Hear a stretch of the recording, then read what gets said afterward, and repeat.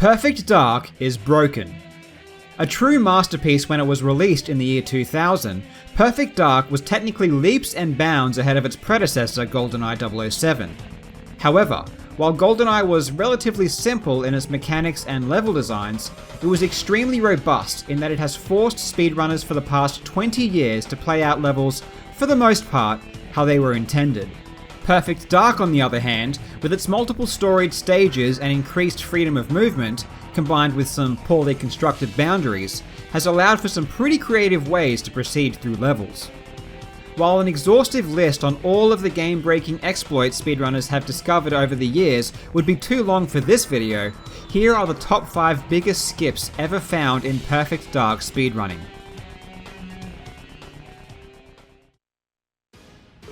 On the third stage, Extraction, the main objective is to climb the Datadyne building until you eventually reach the roof. A long lift ride separates the lobby of the building from the top floors. Once you reach the top floors, the quickest way to proceed to the roof would be through a set of stairs next to the elevator. However, unfortunately, the door to the stairs is locked. The only way to proceed upwards is to call a second lift, which then proceeds to the next floor.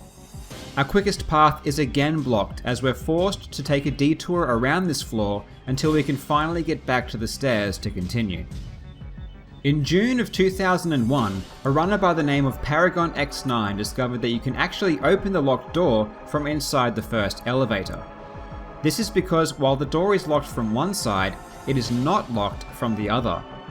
The inside of the lift just happens to be close enough to the door that you can activate it through the wall. With this new skip, runners were able to take the world record on this stage on the easiest difficulty Agent from 1 minute and 9 seconds down to 51 seconds within the month. On the medium difficulty, Special Agent, it was not immediately obvious how the new skip would be of use. In Perfect Dark, doors will automatically close after being opened for a fixed amount of time. In the case of Special Agent, this provides a problem because now we need to kill an extra 3 guards on this floor in order to complete one of the objectives. It seemed like there was not enough time to kill the extra guards and return to the door before it closed. Opening the door from the lift again was also not an option, as the lift automatically gets called back to the bottom floor. But in 2005, 4 years after the skip had been used on Agent, a runner by the name of Jugador J3 uploaded a video of him killing the extra guards and just barely making it through the door before it closed. However, the speed required was so tight and he made the door so rarely that he was not able to execute the skip on a good run. After seeing Jugador's video, however, another runner, Big Boss Man, was finally able to make the door after a week of attempts. With this run, achieved in July of 2005, Big Boss Man managed to lower the record from 1 minute and 29 seconds down to 1 minute and 22 seconds. The prominent feature on the second stage, Investigation, is a triple set of security lasers blocking access to the end of the level. The only way to make it through the lasers is to wait for a cleaning bot to deactivate each laser as it passes through. Waiting for the bot is a tedious process, especially on the Agent difficulty where there are no other objectives to keep us busy while we wait. 4 years, the holy grail of Perfect Dark speedrunning was considered to be a laser skip. People attempted various methods to pass through the lasers, none of which worked. It wasn't until May of 2012 when runner Your Eliteness discovered that if we crouched and took advantage of an invisible ledge to the side of the lasers, you could actually fall directly on top of the bottom laser. Conveniently, there was just enough space to pass through the bottom and second lasers. This was first achieved using the invincibility cheat, and runners were not sure if it was even possible normally, as it seemed even going near the lasers would cause you to get zapped and pushed back. With frame and pixel perfect precision, however, it is indeed possible to land on top of the bottom laser during normal play. It just took some patience and some faith to pull off. At the beginning of the month, the record on Agent had stood at 1 minute and 27 seconds. By the end, the runner Ilu had lowered it to 1 minute and 5 seconds. Mr. Blonde's Revenge is the first bonus mission. We are back in the Datadyne building once again, making our way to the top floor. This time, we need to first make contact with an NPC Cassandra and escort her to the roof. This is a tedious and annoying process, as Cassandra's running speed and behaviour appears to be somewhat random. There is a secret room located where you first meet up with Cassandra. It's not immediately obvious if this room has any purpose, aside from housing a piece of cheese, but in April of 2015 it was found by the runner Icy that if you push Cassandra into this room and stand her in a particular position, she'll choose to run up a nearby ladder instead of leaving her normal way. The ladder, of course, leads nowhere, but she doesn't know that, and as long as you unload her by looking away, she'll teleport herself to the roof, completing the objective. When this glitch was discovered, runners would initially complete the level by going directly up to the roof, now free to do so as quickly as possible without being restrained by Cassandra's slow running speed. Within a week, it had saved 15 seconds on each difficulty.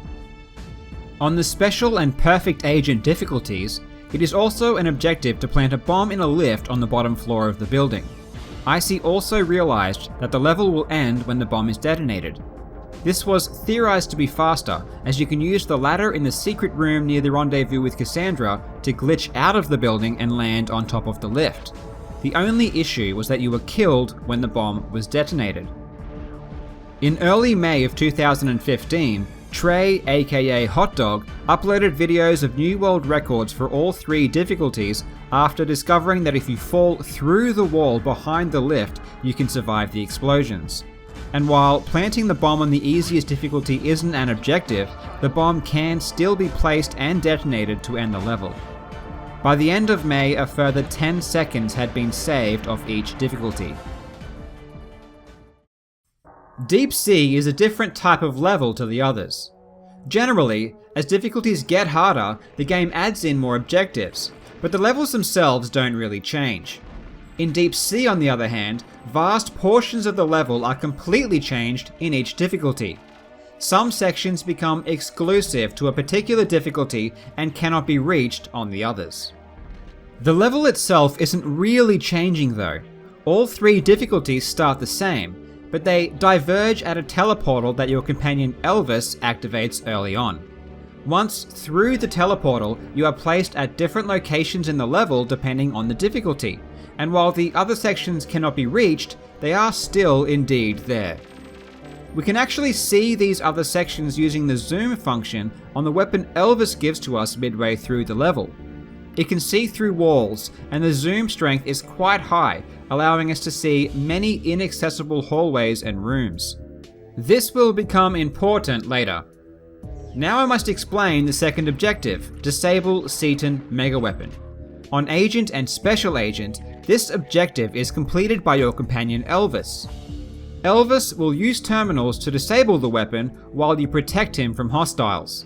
On Perfect Agent, there is no protect sequence, but rather a series of rooms and hallways that culminates in shooting 2 small canisters through a wall. The shooting of the 2 canisters is what completes the objective of disabling the weapon. In January of 2001, the speedrunning community was contacted by the webmaster of a Perfect Dark fan website. The webmaster had been sent a video of a player shooting the 2 canisters on the Agent difficulty, instantly completing the objective and skipping the Elvis Protect sequence. Initially, runners were unable to duplicate the video as they could not seem to locate the canisters that were being shot. It was assumed that the creator of the video was using cheats. 2 weeks later, however, I myself, aka SimThreat, was asked to see if I could shoot the canisters, which to everyone's surprise, I could. As it turns out, the weapon used to locate the canisters can zoom in further on the European version of the game, thus being able to see them. So the North American runners were unfortunately out of luck. The programmers had designed the objective to be completed upon the destruction of the canisters for Perfect Agent, but had forgotten to disable this for the easier difficulties. The exploit immediately lowered the record by over 30 seconds for the Agent difficulty. 2 weeks later, I managed to locate the canisters on the Special Agent difficulty, lowering the record by over a minute. The most famous skip in Perfect Dark speedrunning history is affectionately known within the community as simply the Defection glitch. Taking place on the very first stage, Defection, we're back at the Datadyne building as seen in number 5 and number 3 in this list. However, this time we're heading down the building to the bottom floor. Originally, runners would enter the building, head down several flights of stairs and into a lengthy elevator ride to the lobby of the building. But in June of 2001, Paragon X9, the same runner that discovered number 5 on this list, found that you could glitch completely out of the building by landing on the first door, crouching, and moving through the wall. On Agent, the glitch is used to fall directly into the elevator, triggering the end of the stage, taking the record from 33 seconds down to 6 seconds in a matter of 2 days. On Perfect Agent, a runner by the name of Sukram in September of 2001 discovered that the glitch can be utilized twice. First, the glitch is used to get down to a required rendezvous with an NPC. The NPC is needed to log into a computer terminal so that we can download some files. While the NPC is moving towards the terminal, which is on another floor, runners have enough time to ascend the building back onto the roof to repeat the glitch again. This time landing on a window above the terminal while remaining outside of the building. From this window you can download the files and then jump from the window to the bottom floor. Conveniently, you can land on top of a computer, which allows you to throw a mine on another computer to complete an objective. From here you can move through the wall and open the final lift, triggering the end of the stage. Sukram managed to bring the record from 2 minutes and 15 seconds down to 1 minute and 28 seconds. That's it for this video. Thank you so much for watching. This is the first video of this type for me, so I would really appreciate it if you could let me know in the comments if you liked it, if you have any feedback for me. That'd be greatly appreciated. So other than that, thanks again, and I'll see you in the next video.